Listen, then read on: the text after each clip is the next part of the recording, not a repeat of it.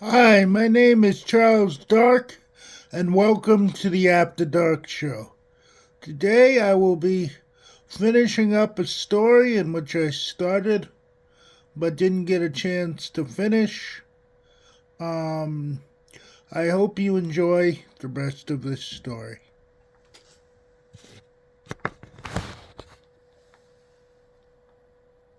Of the amphitheater. There goes Karen, I whispered, pointing.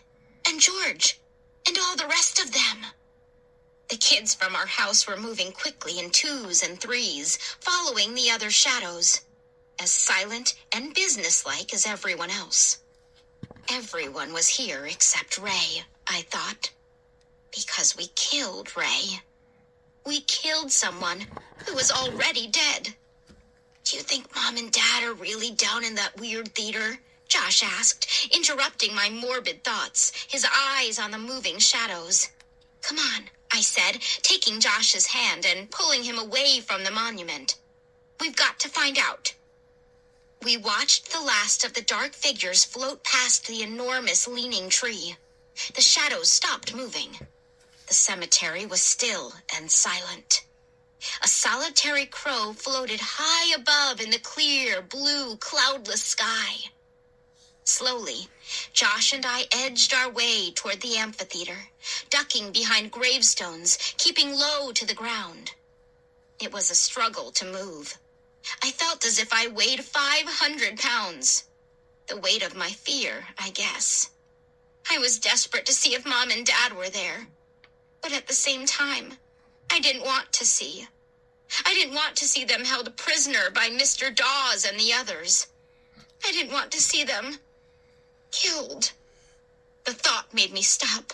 I reached out an arm and halted Josh. We were standing behind the leaning tree, hidden by its enormous clump of upraised roots.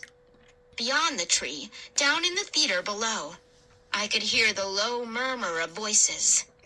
Are Mom and Dad there? Josh whispered. He started to poke his head around the side of the bent tree trunk, but I cautiously pulled him back. Be careful, I whispered. Don't let them see you. They're practically right beneath us. But I've got to know if Mom and Dad are really here, he whispered, his eyes frightened, pleading. Me too, I agreed. We both leaned over the massive trunk. The bark felt smooth under my hands as I gazed into the deep shadows cast by the tree. And then I saw them. Mom and Dad, they were tied up, back to back, standing in the center of the floor at the bottom of the amphitheater in front of everyone. They looked so uncomfortable, so terrified. Their arms were tied down tightly at their sides. Dad's face was bright red. Mom's hair was all messed up, hanging wildly down over her forehead, her head bowed. Squinting into the darkness cast by the tree, I saw Mr. Dawes standing beside them along with another, older man. And I saw that the rows of long benches built into the ground were filled with people. Not a single empty space. Everyone in town must be here, I realized. Everyone, except Josh and me. They're going to kill Mom and Dad, Josh whispered, grabbing my arm, squeezing it in fear. They're going to make Mom and Dad just like them.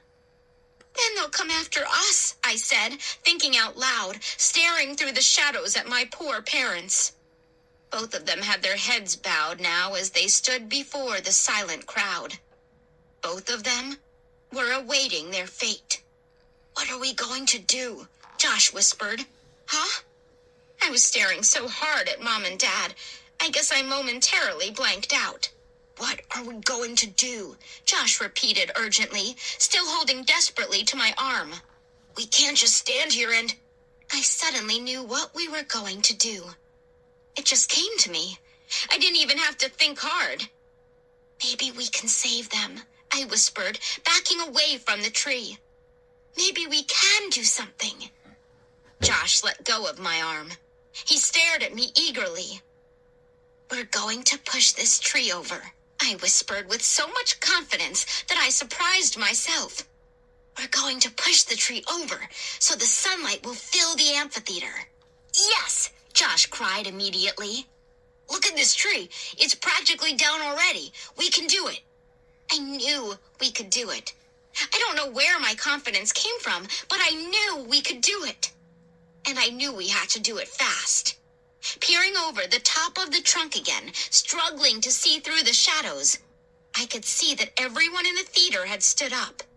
They were all starting to move forward, down toward Mom and Dad. "Come on, Josh," I whispered. "We'll take a running jump and push the tree over. Come on." Without another word, we both took several steps back. We just had to give the trunk a good, hard push, and the tree would topple right over. The roots were already almost entirely up out of the ground, after all. One hard push. That's all it would take, and the sunlight would pour into the theater. Beautiful golden sunlight.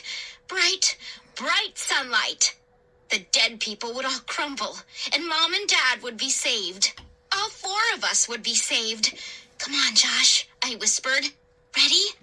He nodded, his face solemn, his eyes frightened. "Okay, let's go," I cried. We both ran forward, digging our sneakers into the ground, moving as fast as we could, our arms outstretched and ready. In a second, we hit the tree trunk and pushed with all of our strength, shoving it with our hands and then moving our shoulders into it, pushing, pushing, pushing. It didn't budge. Chapter 18. "Push!" I cried. "Push it again!" Josh let out an exasperated, defeated sigh. "I can't, Amanda. I can't move it." "Josh!" I glared at him. He backed up to try again. Below, I could hear startled voices, angry voices. "Quick!" I yelled. "Push!" We hurtled into the tree trunk with our shoulders, both of us grunting from the effort, our muscles straining, our faces bright red. "Push! Keep pushing!" The veins at my temples felt about to pop. Was the tree moving? No. It gave a little, but bounced right back. The voices from below were getting louder. "We can't do it!" I cried, so disappointed, so frustrated, so terrified. "We can't move it!" Defeated, I slumped over onto the tree trunk and started to bury my face in my hands. I pulled back with a gasp when I heard the soft cracking sound. The cracking grew louder until it was a rumble, then a roar. It sounded as if the ground were ripping apart. The old tree fell quickly.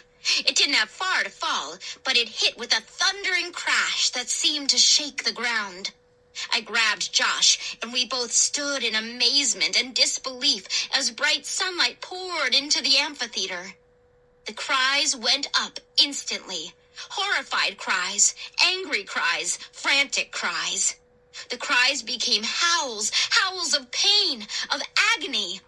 The people in the amphitheater, the living dead caught in the golden light, began scrambling over one another, screeching, pulling, climbing, pushing, trying to claw their way to shade. But it was too late. Their skin began to drop off their bones, and as I stared open-mouthed, they crumbled to powder and dissolved to the ground, their clothes disintegrating along with them. The painful cries continued to ring out as the bodies fell apart.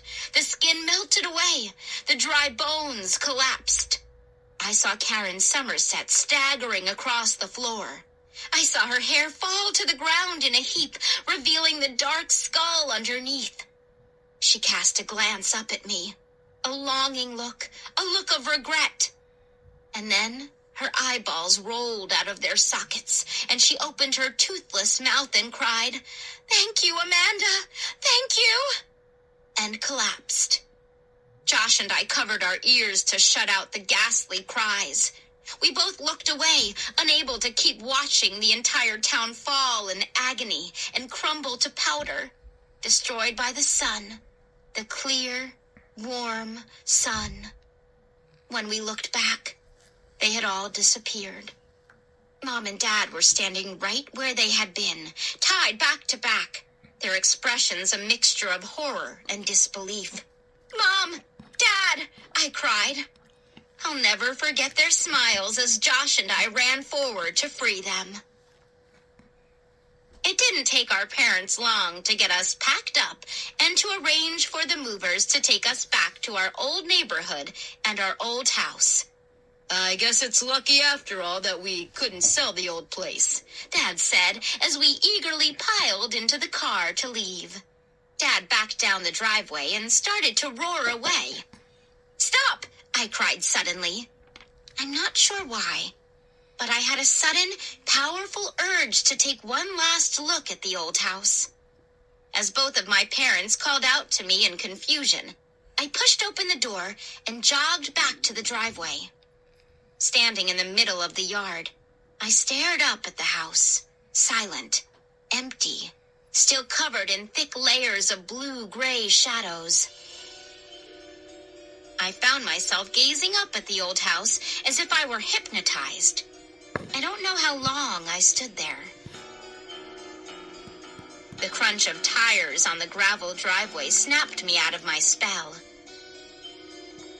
Startled, I turned to see a red station wagon parked in the driveway. Two boys, about Josh's age, jumped out of the back. Their parents followed. Staring up at the house, the kids didn't seem to notice me. Here we are, kids, the mother said, smiling at them. Our new house. It doesn't look new. It looks old, one of the boys said. And then his brother's eyes widened as he noticed me. Who are you? He demanded. The other members of his family turned to stare at me. Oh, His question caught me by surprise. I could hear my dad honking his horn impatiently down the street. Used to live in your house, I found myself answering.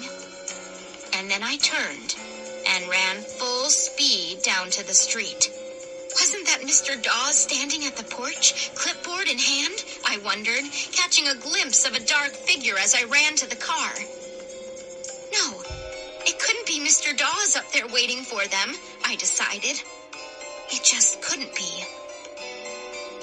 I didn't look back. I slammed the car door behind me, and we sped away.